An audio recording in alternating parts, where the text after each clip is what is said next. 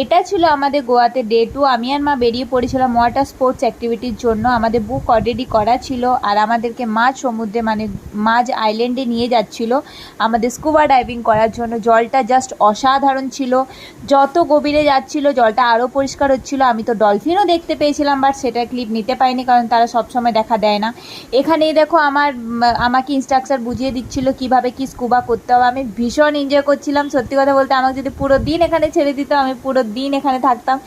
আমার লাইফে first adventure বলতে পারো। আমি অনেক ভিডিও দেখেছি, অনেক কিছু দেখে তারপর ডিসিশন নিয়েছিলাম যে না আমি স্কুবা করব।